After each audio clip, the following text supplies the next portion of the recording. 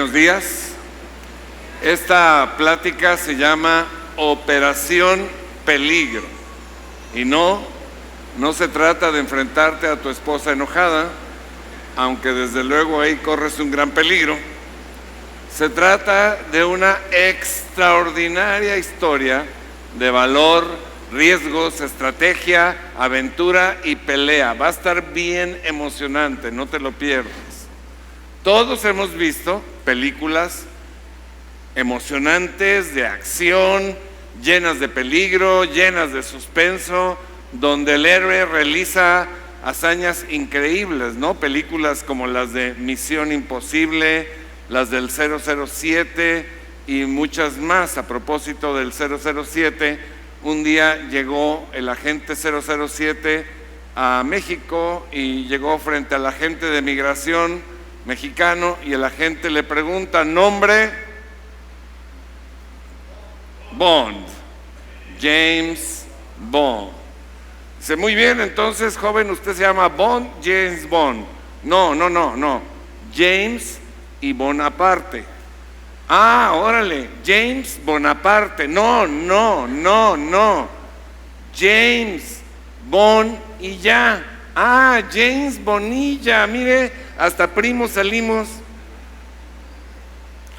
Pero hay un personaje en la Biblia que realizó una hazaña que supera a todas estas y que nos deja maravillosas enseñanzas para hoy. Es un personaje prácticamente desconocido.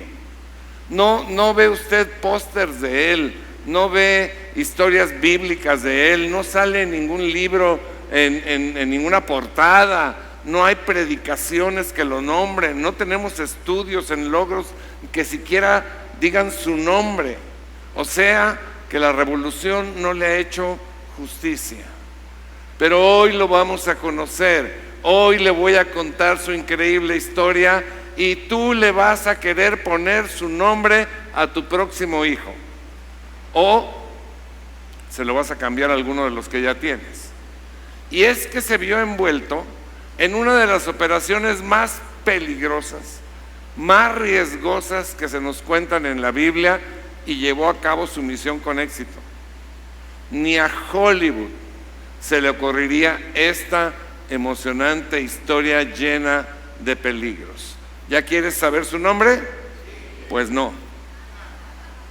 Paciencia, con calma y nos amanecemos. Calmantes, montes, alicantes, pintos. Primero quiero darte el contexto histórico y el contexto espiritual para que puedas entender y aprovechar las hazañas de nuestro héroe, ¿ok? En cuanto al contexto histórico, Israel como nación había crecido en Egipto. Llegaron Jacob, sus 12 hijos, y de estos 12 hijos de Jacob, que después fue llamado Israel, se desarrolló este pueblo, esta nación, y estuvieron cerca de 400 años en Egipto, y después todos sabemos la historia. Vino Moisés, los sacó, los liberó, cerca de 1400 años antes de Cristo. Y Moisés los liberó para llevarlos a la tierra prometida. Después de vagar en el desierto por 40 años, por fin entraron en la tierra prometida y pelearon para poseerla, liderados por Josué. Después de la muerte de Josué, comenzó una etapa que se conoce como el periodo de los jueces, donde estos jueces ejercían el liderazgo sobre el pueblo. A diferencia de los otros pueblos, Israel no tenía rey. Israel era una nación teocrática, es decir, era gobernada y dirigida por Dios.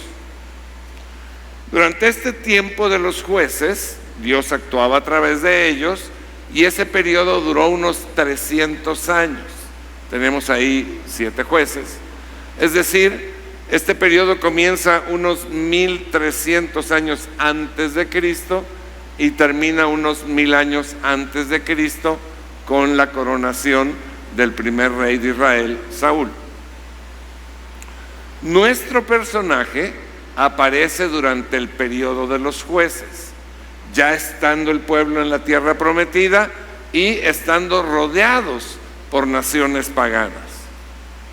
En cuanto al contexto espiritual, Dios había sacado a Israel de esclavitud y les había prometido una tierra donde deberían ser luz a las naciones. Y entonces Él los bendeciría y los prosperaría. Pero hubo 3 problemas. Por un lado, Dios les había ordenado que limpiaran la tierra prometida de toda nación enemiga, lo cual hicieron a medias. Hoy en día, algunos creyentes no caminan a la madurez espiritual, a lo mejor de Dios, y permiten que permanezcan en ellos ciertos enemigos que los hacen pecar y obviamente los vuelven a contaminar. Tú sabes cuáles son esos enemigos que no has matado en tu vida. Por otro lado, el segundo problema es que Dios les había dicho que no se contaminaran con los ídolos de las naciones paganas, con los dioses falsos, lo cual tampoco hicieron. Más bien se mezclaron con la costumbre y con la idolatría de sus vecinos. Hoy en día, algunos creyentes no ven mal mezclarse con las malas costumbres del mundo y caen en idolatría. La idolatría es muchas cosas, pero básicamente es dedicar lo que le corresponde a Dios a cualquier otra cosa. La adoración, la alabanza, el tiempo, el dinero inclusive, el servicio, y entonces le roban a Dios lo que le corresponde. Robarle a Dios lo que le corresponde es idolatría. Y cuando convives lo suficiente con lo malo, se te llega a ser normal. Ya no le ves lo malo, ya se te hace normal, ya eres como el pato que hirvieron, ¿no? Ya no, ni cuenta te diste. Pero la Biblia dice, acompáñame, Isaías capítulo 5, versículo 20, dice la palabra: qué aflicción. Otra traducción dice: ay de aquellos para los que dicen que lo malo es bueno y lo bueno es malo, que la oscuridad es luz y la luz es oscuridad, que lo amargo es dulce y lo dulce es amargo. Mi hermano, lo malo es malo por muy normalizado que esté. Por último, Dios les había prohibido que se casaran con personas de las naciones paganas, lo cual tampoco obedecieron. Hoy en día también hay creyentes que se casan con personas que no son creyentes, que no tienen la misma visión espiritual y creen que los van a convertir nada más por casarse con ellos, pero el resultado generalmente es que su descendencia acaba apartándose de Dios y a veces hasta ellos mismos acaban apartándose. Entonces, con estos 3 problemas, Israel había abandonado a Dios y solito, por ganas, por gusto, por tontería, solito se había metido en los graves problemas que el Señor les había advertido de antemano. Ok, ahora sí vamos a la historia. Estos fueron los contextos. Recuerde que estamos en el periodo de los jueces de Israel. El título de juez en ese tiempo de la historia es una palabra que significa literalmente solucionador de problemas. Y la principal misión de los jueces era salvar al pueblo de sí mismo y de los demás. Y la situación en ese tiempo era muy mala, porque los israelitas se habían vuelto a apartar del Señor. Fíjese, a lo mejor nos ha pasado a nosotros, a lo mejor estoy contando la historia de alguno de nosotros. Israel vivió dramáticamente la tensión en un círculo vicioso entre su alejamiento de Dios y el consecuente las consecuencias, el consecuente sometimiento a otros pueblos, y después el clamar a Dios en espera de una solución, de la llegada de un Salvador.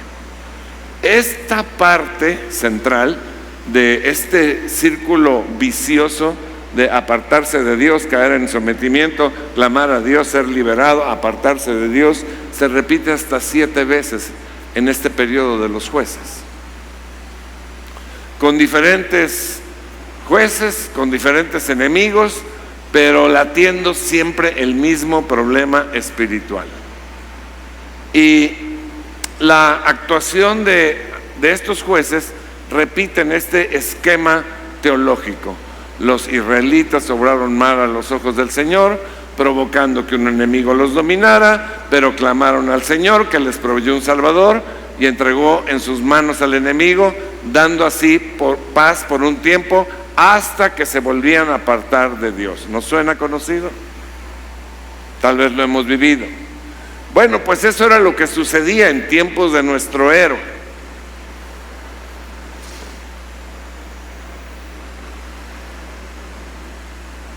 ¿Ya quieres saber el nombre?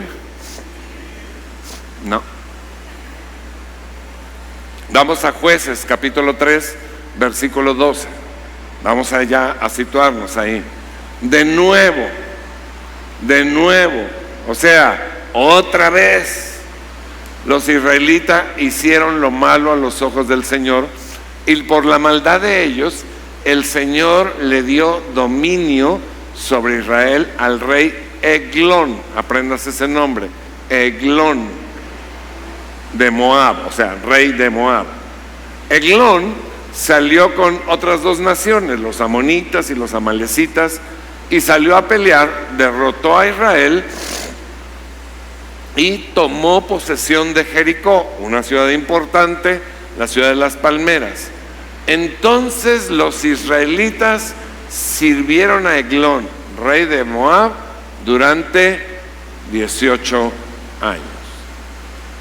Si usted ve el mapa actual del Medio Oriente, pues del mar Mediterráneo al mar Muerto, hay una franja que es Israel actualmente, y después del mar Muerto hay una nación que hoy en día se llama Jordania. Bueno, parte de esa zona que hoy es Jordania era la nación de Moab. Estaba al este del mar Muerto, y los israelitas tenían que pagarles tributo, y su rey era un hombre llamado Eglón que los oprimía.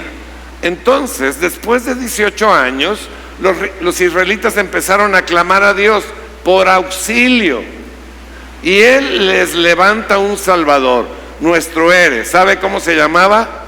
Ahod, A-O-D, Ahod. ¿Habías oído hablar de él? Creo que la mayoría no. Ahora, antes de ver su hazaña, déjame decirte algo que está bien picudo, algo para que entendamos esta posición y este mensaje. Acuérdate que en el Antiguo Testamento todos los mensajes son ilustrativos de lo que sucedería con Jesús en el Nuevo Testamento. Son proféticos. Estas historias nos enseñan acerca de Jesús. Entonces fíjate, Ahod era hijo de Gera. Ahod era hijo de Gera. Gera significa grano.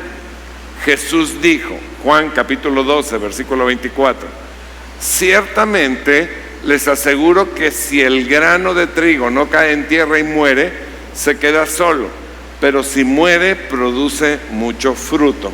Aquí, si me lo dejan tantito, el grano de trigo se refiere a él mismo y está hablando de su muerte, pero también está hablando de su resurrección, donde produce mucho fruto. ¿Estamos de acuerdo? Gera era grano, significaba grano, estaba ilustrando a Jesús antes de su muerte. Gera murió, Gera no era Jesús, Gera no resucitó, pero quedó su hijo, que vivió después de él, llamado Ahod. Y Ahod significa unido. Entonces vean lo que dijo Jesús en Juan 10:30. El Padre y yo somos uno. ¿Se da cuenta cómo nos estaba profetizando a Jesús aquí? Ahod es un tipo, una ilustración de Cristo en cuanto a su función salvadora. Ahod no era Cristo, sino solamente una ilustración profética física de Cristo. Por lo tanto, su función tendría que ser exitosa. Ahora, aquí comienza la historia de la hazaña de Ahod. No se lo pierda, no se lo pierda. Dígale al que está a su lado, porfa, aplácate, no me distraigas. Ahod, juez, guiado por Dios, establece una estrategia para cumplir su misión, que era salvar a su pueblo de la opresión, de la esclavitud, de la sumisión. Para esta estrategia, Ahod contaba con dos circunstancias físicas, tanto de él como de Eglón, el rey de Moab, que le iban a ser muy útiles. Ahod era zurdo. ¿Cuántos zurdos hay aquí? Como 80. Ahod era zurdo y Eglón, el rey de Moab, era muy gordo. Era tan gordo que cuando se caía de la cama se caía por los dos lados. Entonces, Israel tenía que presentar tributo, y cuando llega el tiempo de entregar el tributo, Ahod encabeza la comitiva. Pero antes se había hecho una espada corta de doble filo, y él la amarró a su muslo derecho.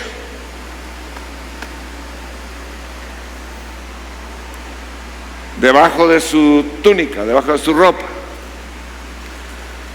¿Por qué la amarró a su lado derecho? Porque los diestros tenían la espada en la pierna izquierda, porque la sacaban así. Y él era zurdo, entonces la tenía que tener amarrada de este lado. ¿Me está entendiendo? Espada de dos filos.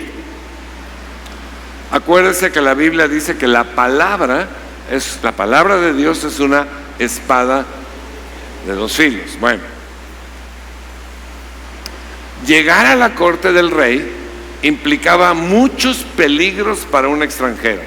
Había guardias por el camino que estaban revisando todo, y los revisaban especialmente para ver si llevaban armas. Había guardias a la entrada de la ciudad y revisaban también. Guardias en la entrada del palacio, más grande la revisión, y muchos otros guardias alrededor del rey.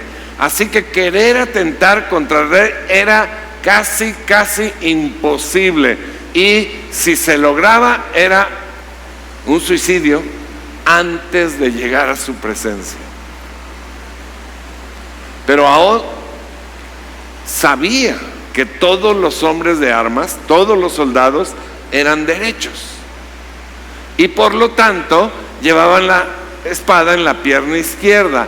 Así que él sabía que los guardias siempre lo que revisaban era la pierna izquierda para ver si había armas, obviamente por encima y también por abajo de la ropa. Nunca revisaban la derecha, porque todos los hombres de armas eran diestros, y él contaba con eso, contaba con que no se molestarían en revisarle su pierna derecha. Pero ¿está usted de acuerdo en que era un gran riesgo el que él estaba corriendo, ya simplemente llevando esa espada? Pues inició el camino y fue pasando los obstáculos uno por uno. Cuando llegó al palacio, pudo pasar bajo la amenazante mirada de los guardias y llegó hasta la presencia del rey. Ahí, todo respetuoso, todo humilde, se presentó ante el rey y le entregó los tributos. Todo bien hasta ahí. Había logrado penetrar sin ser descubierto. Había generado confianza. Y lo más importante, el rey lo había conocido y lo había identificado como un súbdito judío sometido e indefenso. Inofensivo. Entonces Ahod, todo amable, se despide, agarra su comitiva y sale de palacio con rumbo a Israel. Todo normal. Pero en el camino se detiene en un lugar muy especial, justo en la cantera donde se hacían los ídolos de piedra de Moab. Y se detiene ahí porque esto era un insulto público a Dios. Entonces deja que la comitiva se vaya y él solo regresa al palacio de Eglón. Aunque recién había pasado las revisiones, eso no lo excluía de ser revisado nuevamente.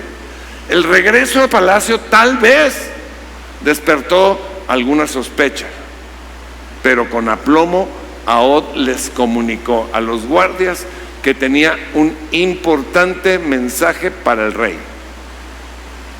Gran suspenso, nervios de acero.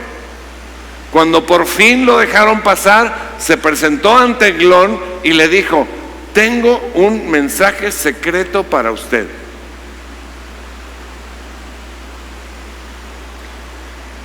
Gordo significa glotón. Quieren comer comida, pero también quieren comer lo que sea.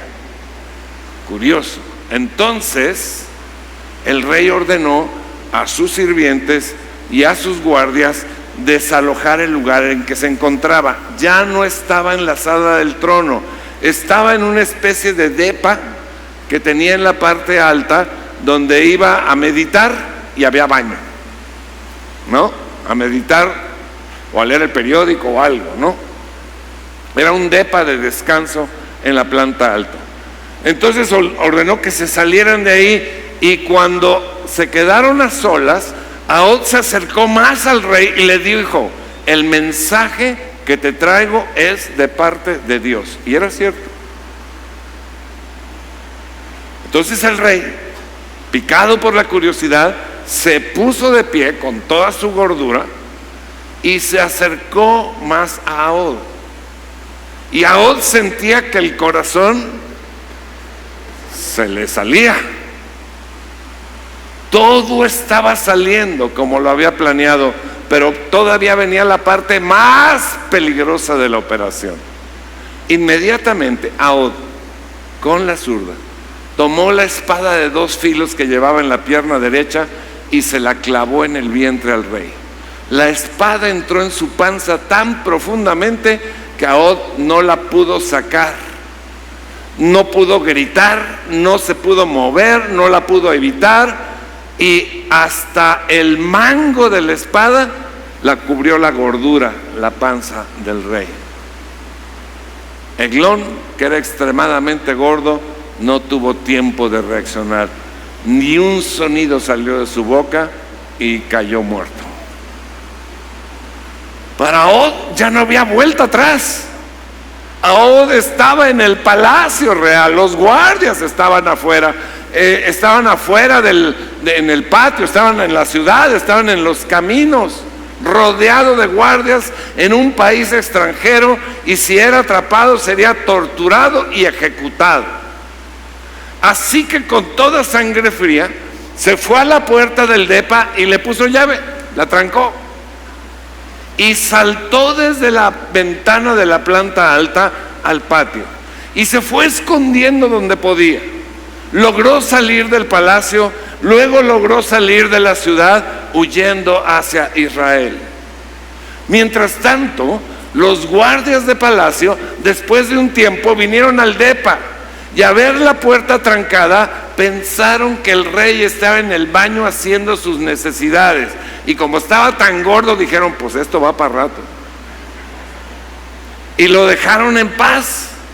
Este tiempo era oro molido para el escape de Ahod. Un buen rato después, al ver que el rey no abría la puerta, ellos la abrieron, fueron por una llave, la abrieron y encontraron a su rey muerto en el piso. Inmediatamente se soltó la alarma para buscar y capturar a Ahod, pero este ya había llegado a Israel. Les dejo que la Biblia directamente les cuente el fin de la historia. Acompáñenme a Jueces capítulo 3, versículo 27. Dice la palabra: cuando llegó, Jueces 3:27, Jueces 3:27, dice: cuando llegó a la zona montañosa de Efraín, llamó a tomar las armas. ¿Se da cuenta? Llamó a tomar las armas. Después encabezó un grupo de israelitas colina abajo. Síganme, les dijo, porque el Señor les ha dado la victoria sobre Moab, su enemigo. Así que los israelitas lo siguieron y tomaron control de los vados del río Jordán que cruzan hacia Moab. Como les dije, de un lado del Mar Muerto estaba Moab y del otro Israel, y al Mar Muerto llega el río Jordán. Entonces tenían que bloquear el paso del ejército de Moab hacia Israel, que ya iba a atacar, ¿no? Entonces dice aquí la palabra: los israelitas lo siguieron y tomaron control de los vados del río Jordán que cruzan hacia Moab y no dejaron que nadie pasara. Atacaron a los moabitas y mataron a unos 10,000 de sus guerreros más fuertes y robustos. No escapó ni uno de ellos.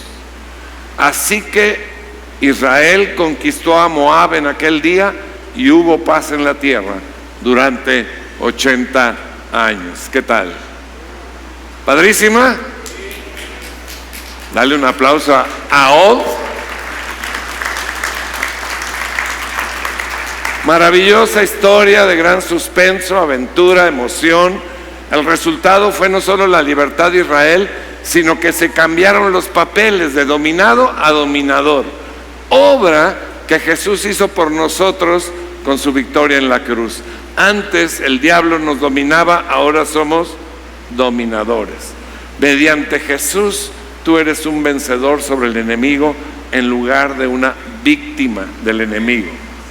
Amén.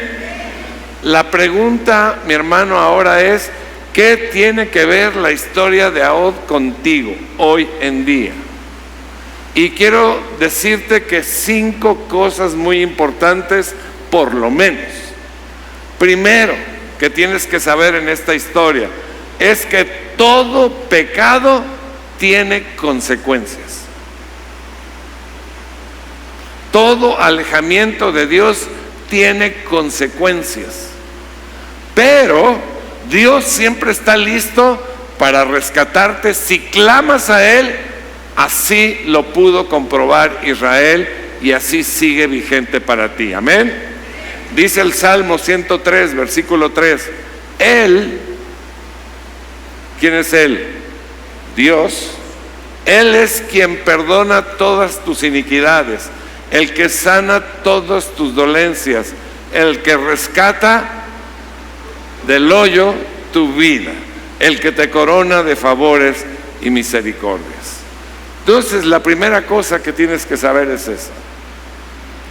La segunda cosa que tiene que ver de la historia de Ahod contigo es que todo el malo que atente contra ti recibe el justo castigo de Dios, tal y como lo pudieron comprobar Eglón y Moab.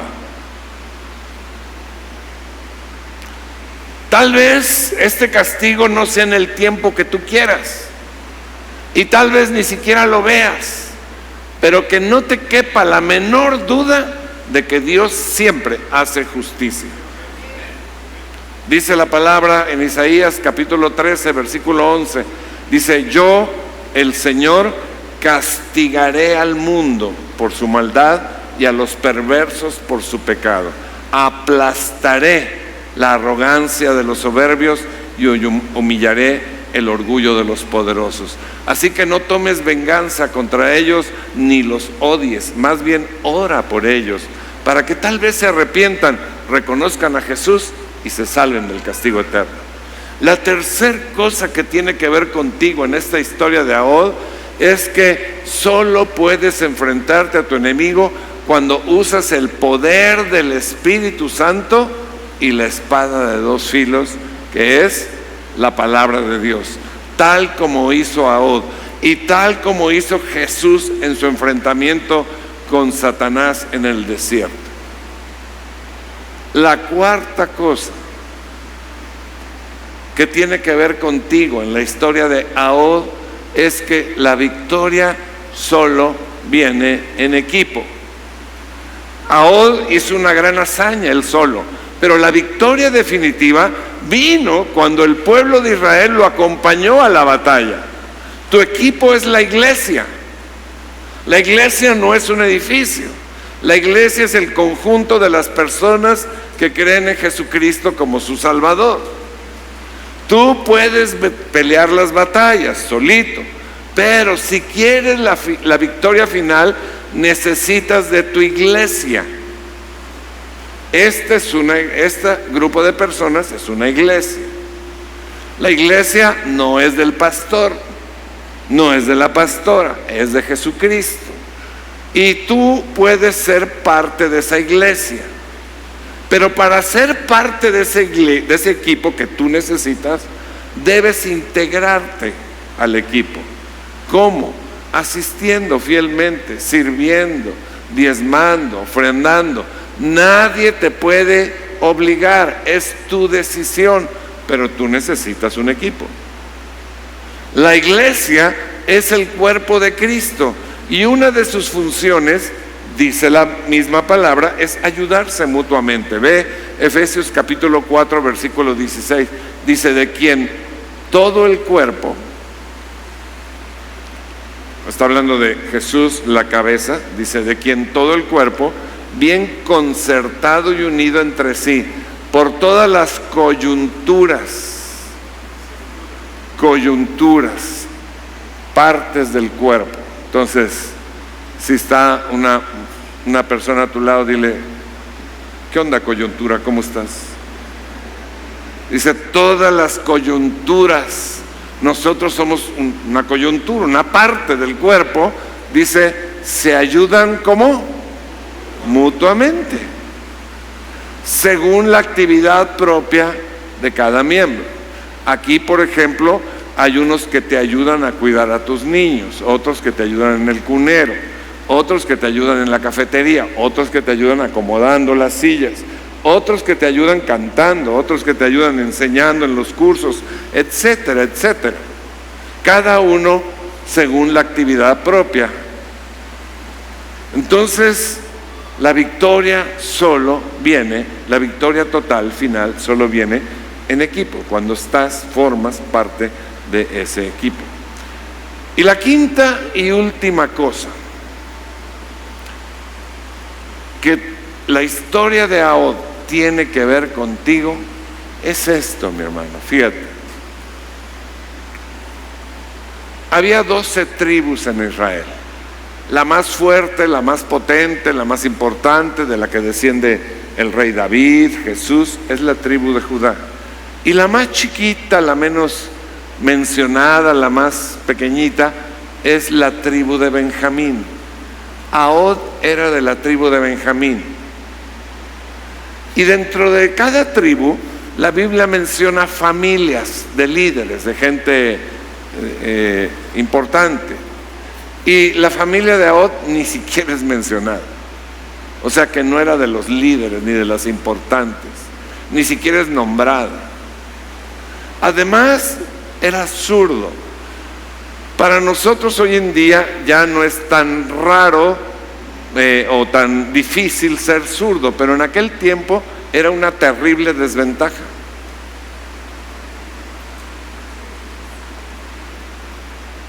Lo que te quiero decir es que Dios puede usar lo más fuerte, pero también puede usar lo más débil, lo más pequeño, lo más desventajoso para obtener la victoria. ¿Sabes por qué? Porque su poder viene de Él, no de ti. ¿Cuál es mi invitación? Permite que Dios te utilice así, tal como eres, para llevar a cabo su obra. No hay pretexto. Tú puedes. Si Ahod pudo, tú puedes. Dios puede cambiar tu historia, mi hermano. Puede cambiar la historia de tu familia y puede cambiar la historia de su pueblo en un solo día. Si tan solo clamas a Él con fe y estás dispuesto a hacer tu parte. Que la historia de Ahod te sea inspiradora para lograr hazañas increíbles como eres, con lo que tienes. Porque si tú tienes el poder de Dios, nada es imposible para Él. Amén. Gracias a Dios. Quiero hacer una invitación. Si tú estás aquí por primera vez, segunda vez, todo lo importante de esto es anunciar a Jesús, el único que puede librar de la muerte eterna. Él fue a la cruz para pagar por nosotros y quiere estar en tu corazón, quiere perdonarte y darte vida eterna. Si tú quieres recibirlo hoy, cierra tus ojos un momento y ahí en tu lugar, con tu boca, dile: Señor Jesús, te reconozco como mi Dios. Perdona mis pecados. Gracias por darme la vida eterna. Amén.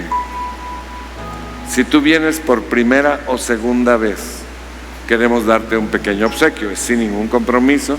Están dos chicas aquí a los lados, van a ir pasando poco a poco. Si tú vienes por primera o segunda vez, solamente señálales con la mano y te lo van a entregar. Es gratis, sin ningún compromiso. Padre, gracias por tu palabra. Yo pido que tu Espíritu Santo, Señor, haga que esta palabra penetre en nuestro corazón, en nuestro espíritu, para animarnos, Señor, para hacernos entender que tu palabra nos habla hoy en día, Señor. Que podamos entender el mensaje, Señor. Que podamos entender lo que tú nos quieres decir esta mañana, Señor. Que podemos entender que todo pecado tiene consecuencias, pero que tú estás dispuesto a rescatarnos. Que entendamos que, Señor, no hay que vivir con el odio y la venganza, porque el malo, el injusto, el que nos ha hecho, va a recibir tu justicia. Que podamos entender que solamente nos podemos enfrentar al enemigo con tu espíritu y tu palabra. Que podamos entender que necesitamos ser parte de tu iglesia para la victoria, Señor. Y que podamos entender que no importa cómo somos, tú nos puedes usar para hazañas increíbles.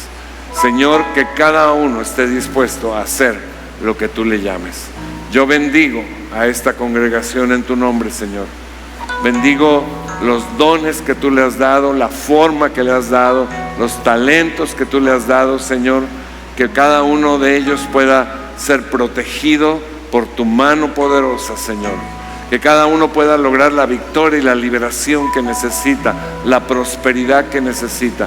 Yo los bendigo en tu nombre, en el nombre de Jesús. Amén y amén. Que Dios te bendiga y te guarde. Antes de retirarnos, si tú necesitas que oremos por ti, por la razón que sea, si tienes una necesidad física, emocional o espiritual, pasa aquí al frente y va a haber personas orando por ti. Que Dios te bendiga. Buenas tardes.